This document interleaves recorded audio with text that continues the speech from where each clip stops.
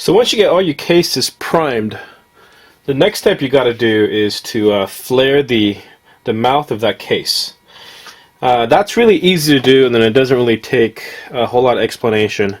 You take the funnel through flaring die. You just go ahead and put the case in there. Well, actually, you set it up the same way you would do a decapping die. Get it so that it's you know, almost touching the shell holder.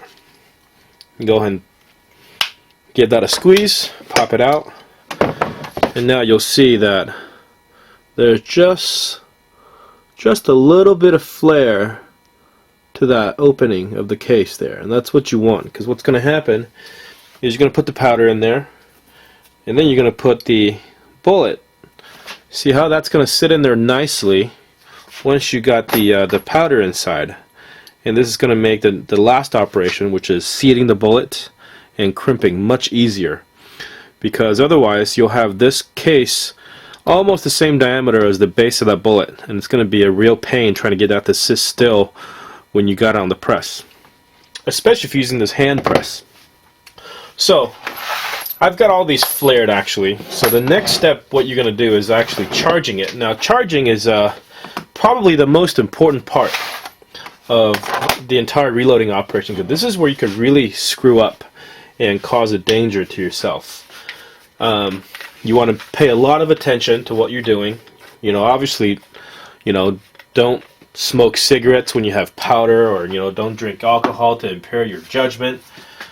What you're gonna do, you can do it the expensive way, which is buy an expensive powder thrower and a scale that automatically throws the right amount of powder for you to go ahead and funnel it in. But this series is about doing it on the budget. So what I'm going to show you is with every set of lead dies, it comes with this booklet. It tells you about the proper dimensions, shows you what it comes with, give you some guarantee information, but the important stuff is actually this chart right here. Okay, every single one of these dies will give you, instead of, I mean, this is not going to replace buying a reloading manual. If you're serious about reloading, you still should get one of those, and if you're serious about reloading, you still should get a powder scale and a trickler, so you can, you know, experiment with different loads. But they've went ahead and put together some basic loads here based on different types of bullets, and then within those bullets, different types of powder. Now, what Lee does that's pretty ingenious for somebody who just wants to casually load and doesn't care about, you know, the most accurate load and doesn't have to be 100% consistent, because the reality is, with every load you have a range to work with. This 9mm, I'm loading it with a plated 115 grain bullet. This combination, for example, calls for, it's in here, and I'm using Winchester Superfield powder. Typically a shotgun powder, but it works with pistols as well. 115 grain jacketed bullet. I'm going down to Superfield, which is right there. It says the starting grain is 4.9 and not to exceed 5.7 grains. So, and then there's another column here that says lead dipper. And now there's, if you go down, it'll tell you exactly what size dipper to use. Now what it comes with a 9mm die set is this half a cc dipper.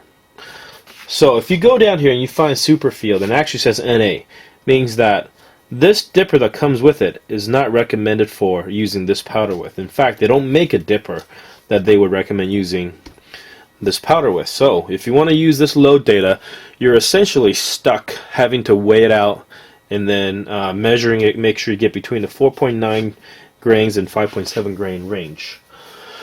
We got a couple of options. One option is to go down and find a kind of powder that is okay to use with this 0.5 cc dipper. Here I've got Power Pistol is okay, Accurate number 7. Bullseye uses number 0.5 dipper. Unique 0.5 dipper. So you got a handful of options there for this common 115 grain jacketed bullet. But if you're stuck using this powder, which I am, because I load my 45, my 40, my 10 millimeter, my 44 Magnum, all using this powder, so I want to try to use this as much as I can. So I want to show you a little trick that you can do. If you don't have a real accurate powder scale, I'm going to show you how to do it with something like this. This is just a basic electronic scale. Doesn't go down to a tenth of a grain accuracy, but it does go down to individual grains. Obviously that's not enough to give you the kind of accuracy you need, because you don't know if you're throwing over 5.7 at this on this scale. What I do is I will go ahead and weigh this. I will throw 10 full dippers of powder onto this tray. Now go ahead and weigh that. I jot it down. Go ahead and throw 10 more. Weigh it again. Jot it down. I'll go all the way up to 100. And what that will give me is for every 10 dippers, every 10 dipper full, what I'm getting in terms of grains, right, at every 10 dipper full intervals. So essentially, if I take those numbers divided by 10 with each one, I will get on the average what a full dipper is getting me.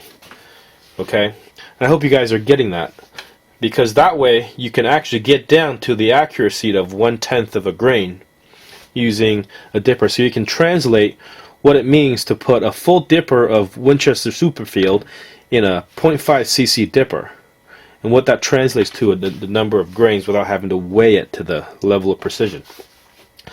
So what I found out is that the 0.5 cc dipper actually throws about 6 grains of Winchester Superfield. That's why it's not recommended here.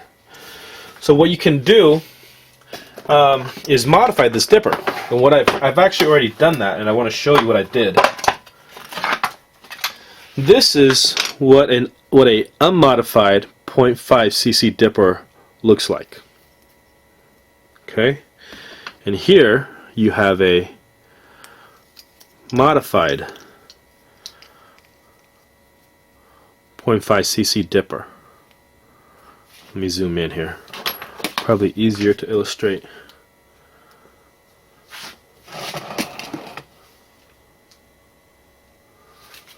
Okay. Unmodified, modified. I did something just very simple. I just took a file like this. Okay, zoom back out. I took a file like this, and I went ahead and shaved off the top of that dipper, because there's some room in there for you to just cut some off. So essentially what it did is it changed the volume of this dipper to less than 0.5 cc. You're going to have to experiment based on how much powder you want to throw, exactly how much to shave off. So what you do to experiment is you shave it off, clean it up, and go ahead and go through the same process again. 10 dipperfuls, scale, weigh that. 10 dipperful more, weigh that, and just do as much as you need to get some confidence, to get the average of what this is throwing. So what I modify here, I now know that this is throwing between 5.1 and 5.2 grains of Winchester Superfield, which is exactly what I need if I wanted to use this in this configuration. 115 grain jacketed bullet if I wanted to use a dipper. Okay, and these are labeled based on the volume. So this one says 0.5 cc, and this is an unmodified one. Just to be safe, I went ahead and grounded that label off, so I know that every time I grab this dipper, and it wouldn't hurt, to maybe take a Sharpie and just color it.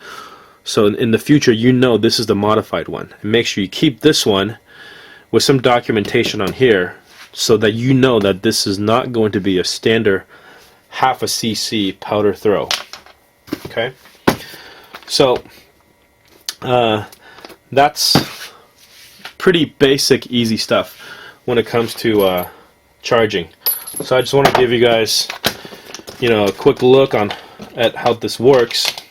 I take a tray like this, dump a bunch of powder in it, Doesn't hurt to have too much. You can always put it back in. Make sure there's nothing that can caught this on fire. Now you got powder. Okay. Take your funnel. Now typically what you can do is go ahead and put your flared and primed and ready to go brass in this reloading tray, and then just charge it like this. However, this is not going to work because this 9mm shell is a little bit too short, because what you need is this shell to sit all the way up, touching the top of the bottom of the funnel, so whatever powder you put in, right, doesn't spill out. So you're going to basically have to do this one by one, which is not a huge deal. Okay, so I go ahead and put this in there, push it in tight.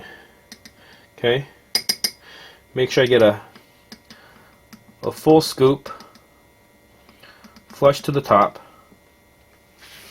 Okay, just dump it in. There. Now that's ready. And then once you're ready with that, go ahead and throw a bullet on it. And now this is ready for the bullet to be seated and crimped. Once that's done, you're ready to go to the range. So next video will be seating and crimping. It'll be the final step of making a reload ammunition on a budget.